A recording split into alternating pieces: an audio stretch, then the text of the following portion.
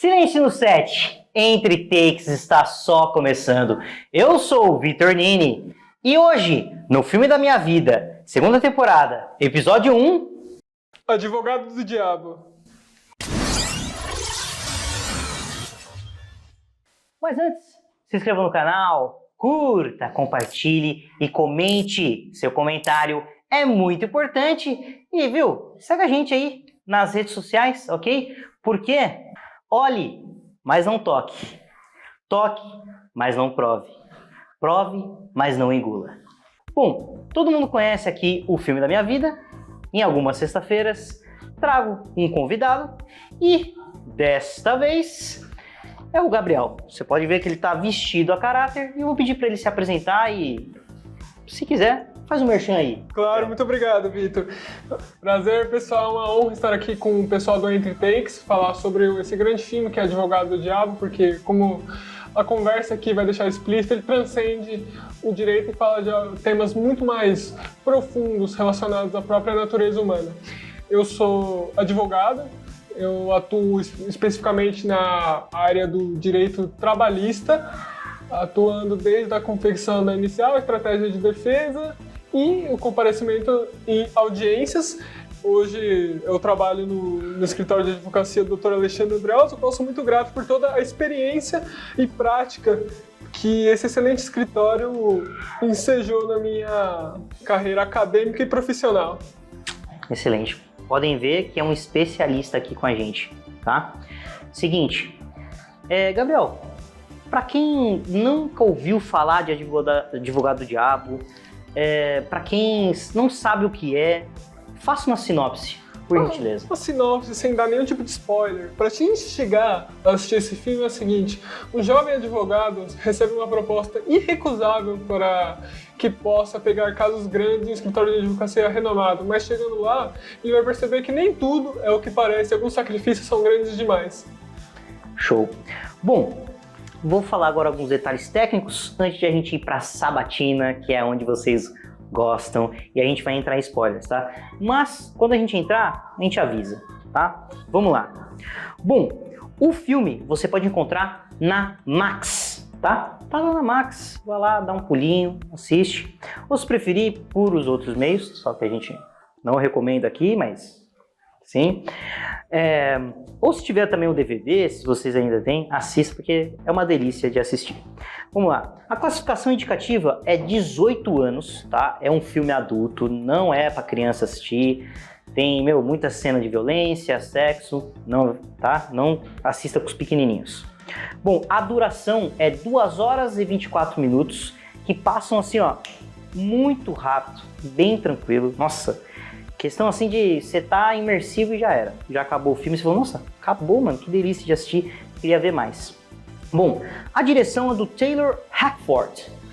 O Taylor Hackford, ele fez Eclipse Total, que é uma adaptação do Stephen King. Filmaço também, corre lá, assiste tanto o Advogado do Diabo como esse. O diretor, assim, é um talento de mão cheia. Bom, o roteiro é do Jonathan Lemick e Tony Gilroy. Sendo que esse último, o Tony Gilroy, ele fez o roteiro do Rogue One, uma história Star Wars, e o Armageddon. Quem lembra de Armageddon? Bom, o elenco. O elenco. Vou falar do principal aqui, que é o Keanu Reeves, que vive o Kevin Lomax, tá? E o que o Keanu Reeves fez? Matrix, fez Velocidade Máxima, Caçadores de Emoção e muitas outras coisas. Para quem conhece, é o John Wick. Ele tá aqui. E temos, é claro, Al Pacino marcando novamente sua presença aqui no Filmes da Minha Vida. Vocês podem ver lá no Poderoso Chefão, ele tá lá também, eu e a Letícia lá no Filmes da Minha Vida. Corre lá, vai lá, vou deixar aqui os links no cards. E ele fez Sérpico, Um Dia de Cão, tá? E entre muitos outros. Ele vive o John Milton, tá? Só vou falar isso porque tem um plotzinho aí. E temos por último Charlize Theron, tá? Quem conhece Charlize Theron? Ela faz a Mary Ann Lomax, a mulher do Keanu Reeves. Ela fez Monster e Mad Max Estrada da Fúria. Ela é furiosa. Bom, se você tá até agora aí, né, tá acompanhando a gente, dá uma paradinha, vai nos comentários e coloca assim, mochila de criança. tá? Coloca aí, mochila de criança. Parou para escrever? Então tá bom, curte, compartilha de novo, tá? Se inscreve no canal se você é novo, beleza? A partir de agora, a gente vai entrar na sabatina e vai ter spoilers. Então corra, vai assistir o Max e depois volte. Gabriel, por que esse é o filme da sua vida e em que situação você viu esse filme? Bem, respondendo a primeira pergunta do porquê ser um dos filmes que eu considero muito essenciais assim para a minha vida, é porque ele transcende o direito. Ele não trata só do direito em si, dos dilemas morais do advogado e da atuação profissional, mas ele vai muito mais profundo, ele atinge a própria natureza humana, os conflitos que atinge o ser como ele é, a moralidade, o certo, o errado, o legal, o ilegal, de uma forma profunda. E ele pergunta até onde você está disposto a ir pelo que você considera que é seu. O que você está disposto a sacrificar para ter aquilo que você deseja? E qual é o limite ético disso, se existe algum? Perfeito. E eu assisti ele antes de entrar na faculdade, no meu primeiro ano cursando Direito, eu vi ele na TV mesmo e achei interessante o título, eu queria assisti e gostei muito, porque eu achei que ia ser só um filme que demonstrasse os dilemas morais do advogado, as técnicas processuais, se ele vai fazer tudo que é certo, tudo que está como está na legislação. Mas eu me surpreendi muito positivamente, porque ele é um filme que é profundo, ele é um filme muito inteligente, muito bem escrito, que é filosófico no sentido da palavra como ela é. Sim.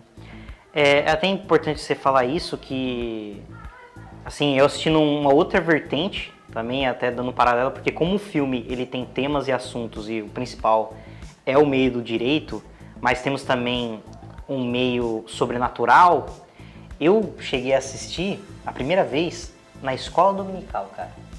Assim, domingo de manhã na igreja. Eu assisti esse filme. Surpreendente. E eu era pequeno ainda. E aí, aquilo me chocou, cara. Quando eu vi, eu falei, nossa, sabe? Mas me chocou pelo lado sobrenatural, não ainda. Depois de mais velho, fui entender um pouco mais. Legal saber que prendeu você bastante no meio do direito, né?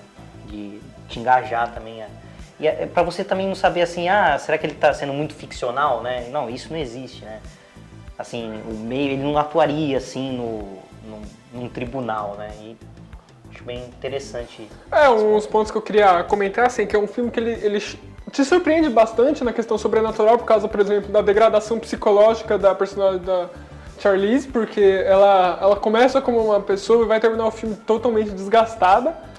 E a questão do direito também é bem presente, apesar do sistema judicial americano ter muitas diferenças essenciais quanto ao nosso sistema judicial pátrio. Ele demonstra muito bem o cerne da atuação do advogado, que é o estudo do processo, as estratégias processuais, a argumentação, o convencimento, a demonstração de que, por mais que você esteja errado, você não está tão errado assim, por mais que quem esteja te processando às vezes está num pedestal da certeza pelo próprio depoimento, você tem que evidenciar que nem tudo que ele fala é correto, não foi assim que aconteceu e eles não são santos. Sim. É importante você até falar isso, até da degradação psicológica, porque tem uma coisa bem vista ali na direção de arte, tanto da Charlize como do Keanu Reeves. A Charlize, ela tem todo o cabelo loiro, encaracolado, assim, ela é cheia de vida.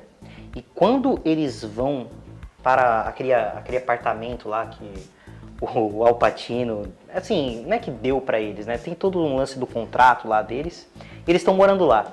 E aí, todas as situações, como o Al Pacino fala com ela, ou até mesmo as mulheres em volta, o jeito que ela vê, tem até um lance mesmo de esquizofrenia também, que ela deve sofrer ali, o jeito que ela olha, assim, vê uns monstros, e ela muda o cabelo.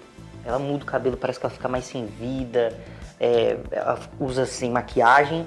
E a mesma coisa acontece com o Keanu Reeves. Keanu Reeves, ele está com um terno branco no começo, aí ele vai se transformando. O terno dele vai ficando mais escuro. Não sei se Sim, é até um terno parecido com esse, a coloração. Isso. Isso. Aí tem uma hora da metade que tá meio cinza, assim. Eu acho interessantíssimo, assim, é uma coisa, assim, sacada genial que tem nesse filme, sabe? Contando as histórias, sabe, sem você falar, né? Tá sendo mostrado ali e isso é cinema. Qual a cena ou sequência que você vê e fala, nossa, que cena? Acho que sem essa cena, sabe, o filme não seria nada.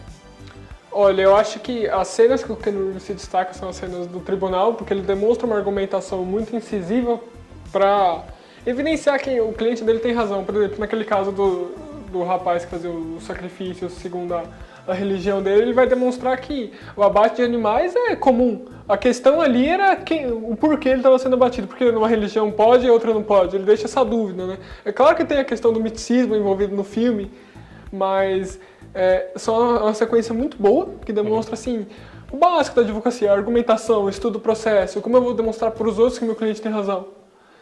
E do Al Pacino, eu acho que assim, todas as cenas que ele aparece, ele rouba, porque ele é realmente excepcional, ele é magnético, ele consegue atrair sua atenção.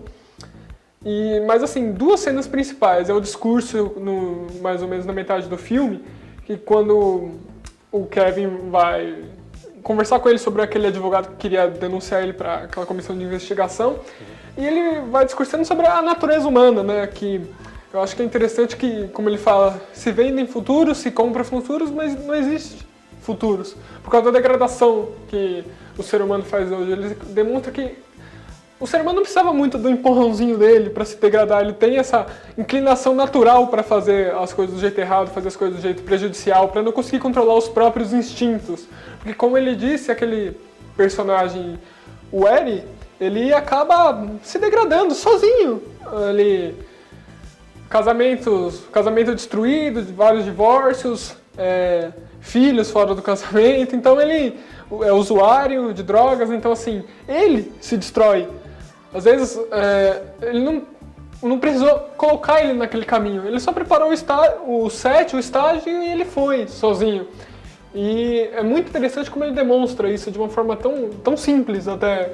É brilhante a questão do roteiro e a atuação do Al Pacino que evidenciam essa complexidade da natureza humana e a necessidade também, outro ponto, de controlar a si próprio e resistir a esses instintos que são prejudiciais para você mesmo e para o que estão à sua volta. E o discurso final, que é a parte dele tentando convencer o Kevin a ingressar junto com ele nessa empreitada maligna, que acho que é uma palavra que se cabe bem ao caso. Engraçado que o ponto de vista dele, como a pessoa que ele acha que ele está do lado certo, mas ele tem essa convicção de uma forma tão enraizada que ele se vê como o próprio patrono da humanidade. Como ele fala no filme que ele é o último humanista, que ele ama o homem apesar das suas imperfeições. Mas é até uma descrição sem uma acurácia, né, parcial, porque ele está puxando a sardinha pro lado dele, porque apesar de ele ter esse discurso magnético e chamativo de que a gente pode fazer tudo o que a gente quiser, que o livre-arbítrio é fazer tudo o que vem na telha, ele deixa de fora um ponto muito importante, que é a questão do autocontrole, de que lembrar que ações têm consequências. Você pode, né, buscar negar a realidade, mas você não pode escapar das consequências dela. E eu acho que o Kevin, depois de tudo isso, ele percebe que como ter o último momento dele de dignidade, depois de tudo que ele sacrificou para manter o título de advogado que nunca perde, para manter a imagética de que ele é o melhor, que ele é o próximo grande campeão, ele perdendo a esposa no meio disso, sacrificando, né, por causa que ele nunca esteve lá quando ela precisou, porque ele estava muito focado nele mesmo, ele escolhe voluntariamente não participar disso. Eu acho que é uma mensagem muito importante, além do discurso que o Al Pacino fomenta no filme, é que a gente tem escolha, independente do que aconteceu e do quão ruim as coisas estão, você tem a escolha de fazer diferente. Se você não puder mudar mais nada, você não pode deixar que alguém roube sua dignidade. É até importante, eu vou dar uma segurada até para falar também dessas cenas, porque você já viu com a atuação, aí eu faço também essa pergunta e também entro conversando, que é sobre os atores, né? Que tem algum ator tem algum ator no filme que sem a atuação dele ali, assim, pode ser um ou até mais de um, mas assim, tem um cara ali, ou a atriz, que, cara, sem ela, o filme também não seria nada. Eu acho que aí o trio, né, o Al Pacino, o Keanu Reeves e a Charlize Theron, porque eles atuam muito bem nos papéis que eles são apresentados, porque o Al Pacino, ele carrega o filme, porque ele tem uma magnética que você não consegue não prestar atenção quando ele fala. Quando ele está em cena, você acaba prestando essa atenção de uma forma assim tão quase hipnotizadora. E o Kevin, assim, é gostoso acompanhar a jornada dele, porque ele começa como alguém que só quer ter esse crescimento profissional, mas ele vai descobrindo que certos sacrifícios têm um preço muito grande e certas coisas você não pode mais voltar atrás. E a degradação psicológica da personagem da Charlize é muito convincente, porque você vê o brilho da vida dela se apagando assim, ao longo do filme. E até um alerta, né? Que busque ajuda. Sim, busque ajuda. E aí eu já emendo uma outra pergunta, pra gente até esquentar esse debate, que é o melhor do Keanu, é o melhor do Al Pacino e é o melhor da Charlize? Você acha que é o melhor filme deles? Olha, do Keanu, eu acho que assim, em questão de atuação dramática, eu acho que sim, porque ele entrega muito. O sofrimento dele ao ver a esposa dele passando por aquela situação, o sofrimento psicológico que ele está tendo que lidar com o trabalho, a casa, a não aceitação da mãe por ele estar naquele local.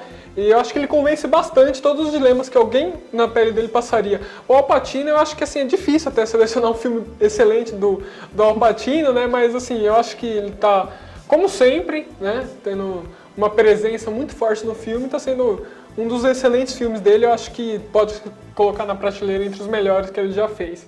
E da Charlize também é difícil, né? Porque ela fez Furiosa, Atômica, Monster, então ela é bem gabaritada e tem um currículo impressionante. Mas eu acho que no drama ela entrega muito bem e tem uma atuação excelente que deve ser parabenizada. Sem esse trio, o filme não seria a mesma coisa, apesar do roteiro ser muito bem preparado. Sim. Eu acho ótimo esse filme. Eu até deixo no Letterboxd minhas reviews sempre quando eu vejo esse filme. E eu revi de novo, até estava conversando com ele em off, né? Acho que eu assisti 4 vezes já esse filme. E aí, revendo, né, um dia antes, né, que a gente sempre tenta o máximo possível pra gente estar aqui conversando com vocês, eu revi, achei legal, só que eu tenho esse problema com o Keanu Reeves, cara. Eu tenho esse problema com o Keanu Reeves. Tem uma cena que ele entrega, que é a cena da Charlize, quando ela tá prestes a se cortar, e ele tá desesperado na porta, e chega, ali ele entrega, ali ele se derrama. Mas tem outras cenas, cara, que principalmente a cena do começo, que ele tá no banheiro, que aí o cara chega pra ele e fala, pô, não dá pra ganhar todas. E aí ele faz assim, aí o Keanu Reeves faz assim, mas ele faz de um jeito que eu fiquei meio assim, sabe? Eu falei, cara, o que tá acontecendo aqui? Tá meio, né, um pouco caricato. O que tá acontecendo, Keanu? Por favor. Mas isso não estraga o que é o filme, porque a cena em que... Porque aí nós temos o Al Pacino, né? E aí o Al Pacino, ele equilibra a situação quando tá os dois, assim... Ele sabe, o Al Pacino tem tanta experiência, porque, é anos 90, 97.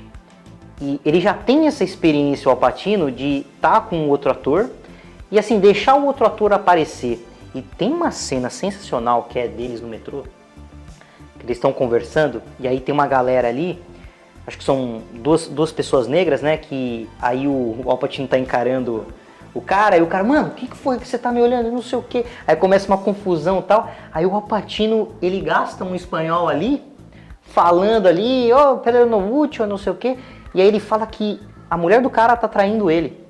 Aí depois você vai me agradecer.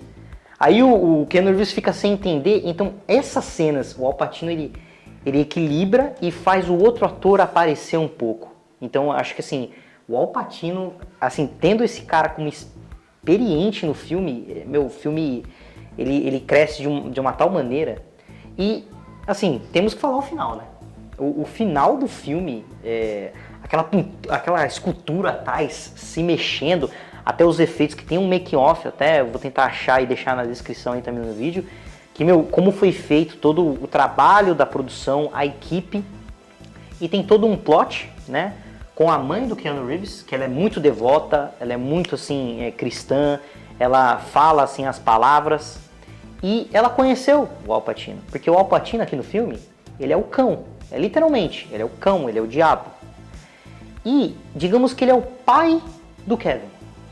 Né, fica ali que parece que né, teve um filho com a mãe do Kevin, tudo. E isso é uma adaptação de um livro, né, que eu posso até citar, que é Advogado do Diabo também, que é escrito pelo Andrew Neiderman. Se eu não me engano, você pode achar na Dark Side Books esse livro. Eu quero ler. Dark Side, traz pra gente, vamos dar uma lida. Mas tem uma outra cena, cara. Uma outra cena que a gente vai conversando, vai lembrando, que é o Al Pacino com a água benta. Ah, sim. Que, ele coloca o dedinho assim, ó. Ele vai colocando o dedinho e vai olhando assim pra figura sagrada e tal. E vai olhando assim, ele vai desafiando, cara. Eu acho que até nas risadas que ele dá umas 3 risadas às vezes assim, que você fala, nossa, peraí, tá debochando? O que ele tá fazendo aqui, cara?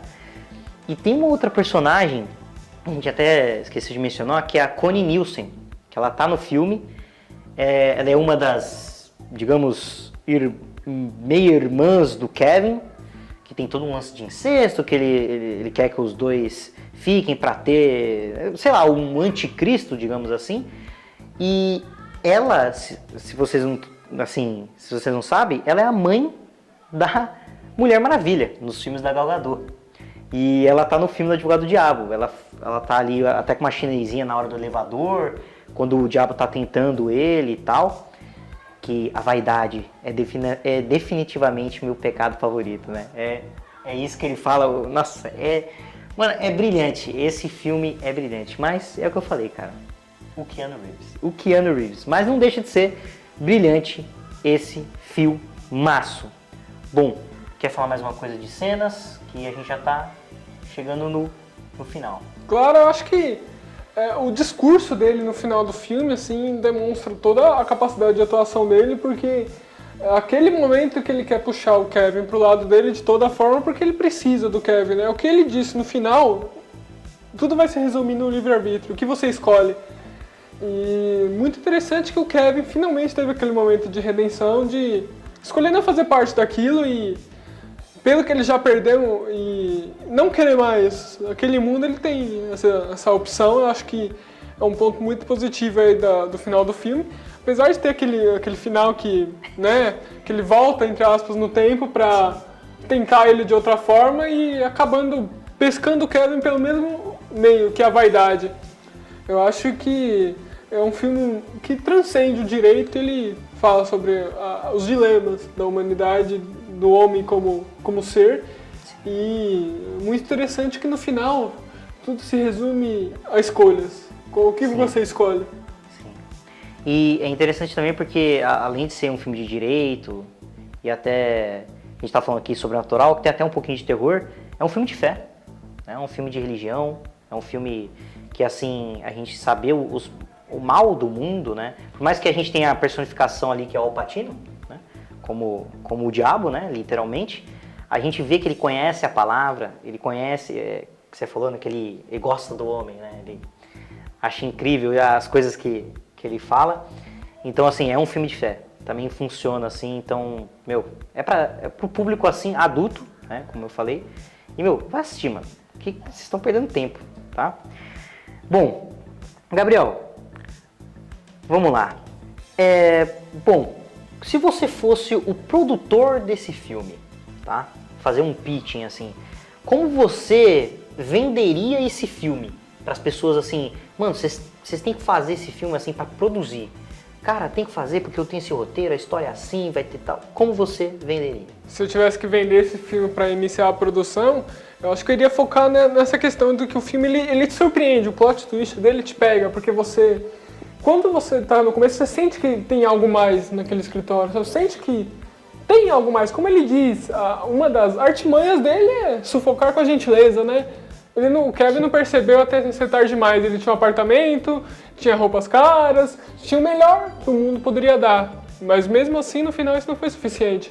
Então eu acho que se eu fosse vender um filme para que as pessoas produzissem, falaram, esse é um filme que te surpreende. Porque ele começa simples, como um drama de advogado, tribunal, mas ele escala de uma forma tão bonita, assim, no quesito de como é feito, e ele transcende isso, é sobre os dilemas morais e éticos da humanidade como um todo. Eu venderia dessa forma, que é surpreendente como esse filme consegue te pegar desprevenido na primeira vez. É como ele fala, não deixem, né, estiver vindo. Eu acho que essa é a parte do filme que é o que serve para vender ele. É essa surpresa que o roteiro entrega de uma forma brilhante. E esse é o ponto que eu iria focar nas vendas, porque é muito bem pensado, realmente. A primeira vez, assim, que você se surpreende, você descobre junto com o Kevin. Acho que esse é o grande artifício do roteiro, que muitos filmes hoje não conseguem segurar, né? Que você consegue deduzir quem é o assassino no começo, ou qual é a surpresa, né? Esse é um filme que... Inteligente. Ele é um filme muito inteligente, porque você sabe que tem alguma coisa errada, mas você não sabe o que está errado, assim como o Kevin. Então Sim. esse é o grande artifício do filme. Sim, e a ética e moral, né? Como você mesmo disse, que voltando... A primeira cena, ela já te fisga. Porque ele descobrindo que quem ele tá defendendo mentiu pra ele, ele fez mesmo, abusou mesmo da aluna, e aí ele vai pro banheiro e fica ali, sabe, parece conversando com ele mesmo. Ele tem que fazer porque é o trabalho dele, ou também pra ter sucesso. Então é ali, a primeira cena já pum, você já tá lá. Mas aí o filme vai crescendo, como a gente falou. Genial, cara. Toda essa questão é centrada na realidade na própria vaidade do Kevin, né? Porque ele não queria defender o cara para que tivesse sucesso, ele queria para manter o título dele. Sim. O que é falado no filme deixa bem explícito que ele se importava muito, que as pessoas vissem ele como um advogado que nunca perde, um excelente advogado nessa questão. Sim. E aquilo também demonstra, em partes, como é que é um processo judicial na prática, né? Porque uma coisa é esse fato ter acontecido na realidade, e outra é você provar que aconteceu. Porque esse é o jogo do processo, as provas, né? Ganha quem prova no final. E é muito importante você contratar, não mentir para o seu advogado e contratar um advogado que esteja alinhado com os seus interesses e esteja à disposição para utilizar as melhores estratégias jurídicas para que você tenha o sucesso que você almeja na causa. Sem dúvida. Acredito que o filme ele tem alguns plotzinhos, né?